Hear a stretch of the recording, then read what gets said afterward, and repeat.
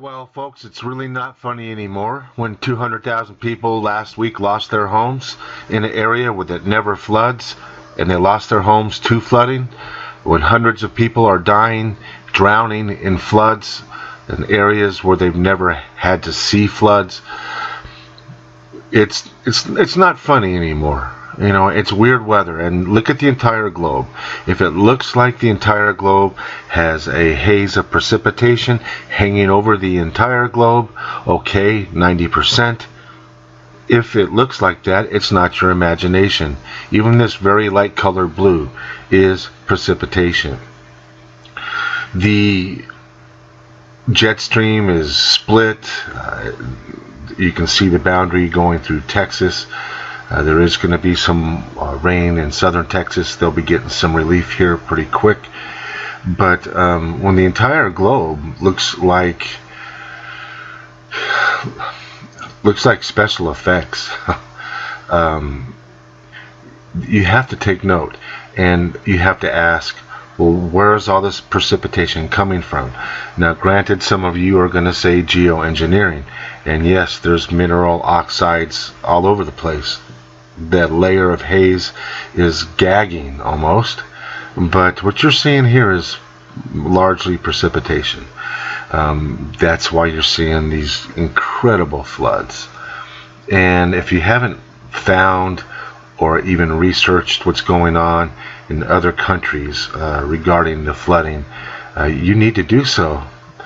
Brazil is going to be getting hammered for a few days, and Nicaragua, Panama, they've already had flooding there, and it's not going away. They're going to get more.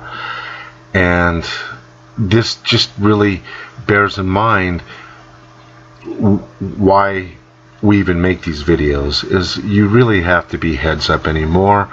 You have to be prepared. You have to not just listen to the weather. You have to go to these satellites and see what's headed your way. That wall of water that you see in Canada, that wall of water off the east coast, those are going to go dump and make some hay somewhere on this planet. The drought has almost gone away, except for one small region, which is a whole video in itself. But the droughts have gone away. The precipitation is light. The wind is high. The air is cold. But you're going to wonder why all this precipitation. Why are we having floods in Gaza, for crying out loud?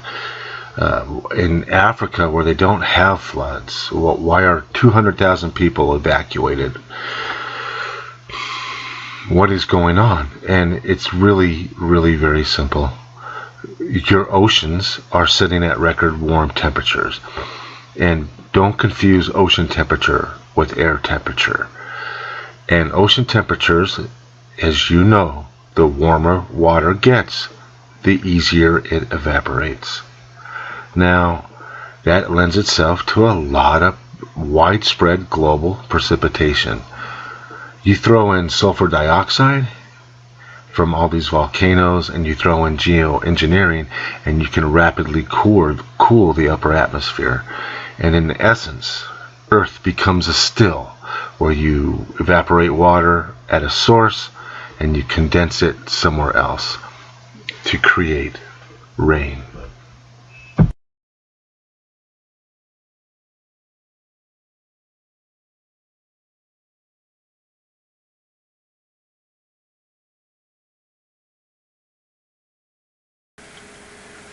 Okay, you just seen this presentation from the Higher Truth channel.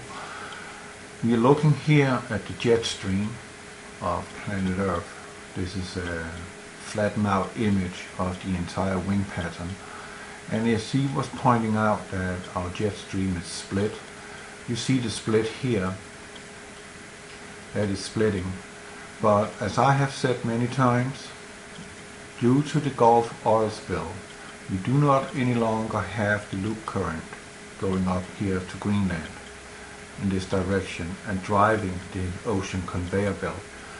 And for that reason, the jet stream is no longer being steered by the hot water driving up to here.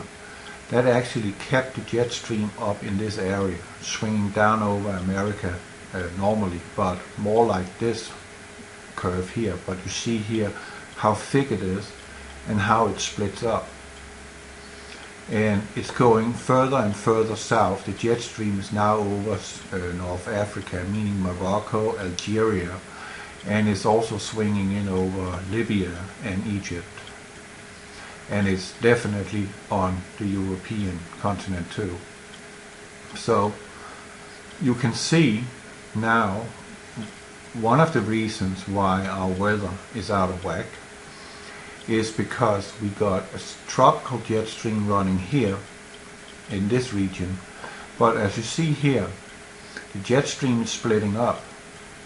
It's colliding here and exacerbating the wind in this region. So out here in the Pacific Ocean, in over Middle America or Central America, it's colliding 2 times with the jet stream. It's colliding here, and it's colliding there, and it's colliding here. And these 3 points are creating some serious weather. And when you look here, this is America, and you look up on the recent storm we just had over there, and the one who is coming, which is called Linus or Linus. You can see here again the tropical jet stream is pushing up against the jet stream, which is in 2 parts, but colliding again here.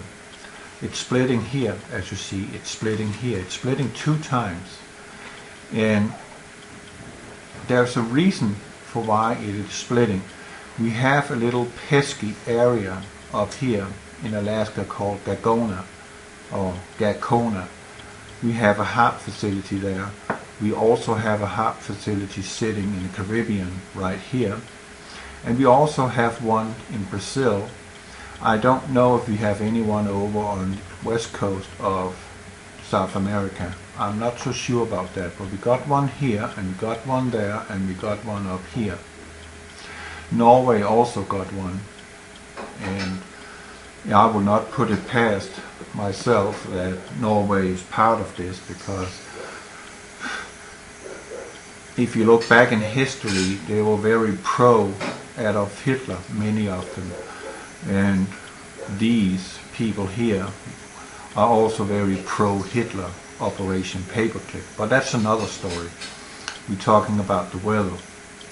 So due to the loop current is no longer, it ceased to exist at June 12, 2010. I reported on that during the Gulf oil spill, and I knew what the calamity of that would be, and that would be that our weather would no longer be what it used to be, a temperate climate zone in the northern hemisphere. We do not have that anymore. We have heat in areas where it's supposed to be cold. We have cold in an area where we are supposed to have warmth, and everything is turned upside down. And if we look here, this is the jet streams we're looking at here, and on this imagery here we are seeing, when it shifts, we are watching the surface winds, which is directly affecting us. And as you see here, we got 2 low pressures sitting out here in the northern Pacific Ocean. And if we click on an area like there, we can get an exact wind speed, which will show up down here in a moment, 84 kilometers per hour. So we're talking about 50 to 55 miles per hour wind. And in this area it's lesser because it's not colored, we will have, let me see, 54, we will be around 30-35 miles per hour wind speeds. But if you look at the jet streams again, and you take here as an example, we are getting something entirely different. Much higher wind. We have 271 miles per hour. That is some 100, I would say 135, 140 miles per hour wind speed right here in this area, and that is quite significant. So what are the wind speed right here when it's driving down through America? You will have a reading here in a moment. 166 kilometers per hour. So we are talking about some 100 miles per hour wind speed here. We have in this region here rushing up over America again, and note that this is a cold front. This is also a cold front, but you see it's splitting. So something here is splitting up the jet stream to go in two directions. Something here is splitting up the jet stream to go in two directions. And we have 188, so we are up at around 110-15 miles per hour wind speed, rushing in over Mexico. And we have here over Africa also extreme winds, 207 kilometers per hour, some, I don't know, that would be 130 miles per hour wind speed. But you see how they are colliding with each other, and that is what is driving this extreme weather. And it's part man-made, but it's also because we have some significant disturbance out in our outer region, meaning out in space. We have something coming in, something which is actually not having 3,600 year cycle, but a 360 year cycle. Some call it Nibiru, some call it Planet X, some call it Planet 7X, some call it Nemesis, whatever name you want to give it. It is a repeating pattern which is arriving. And in order for them to obscure the fact that this is actually on the rise, that we have an incoming object,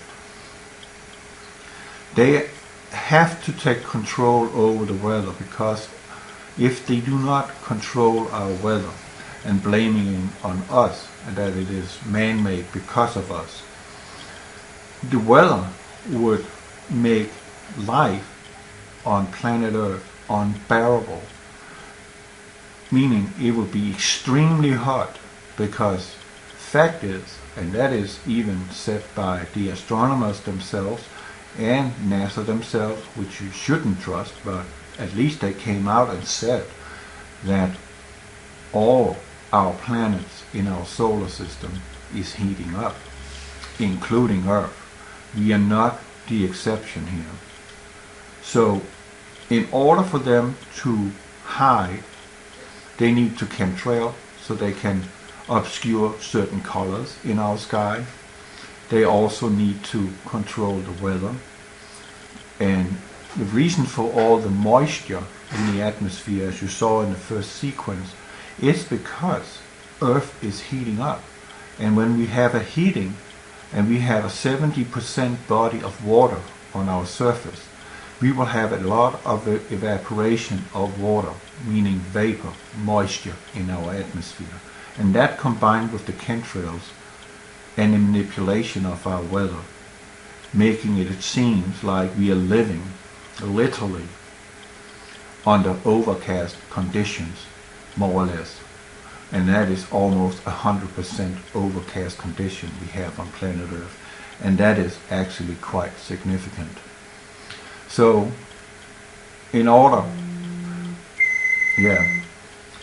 to obscure, in order to control, they are doing this.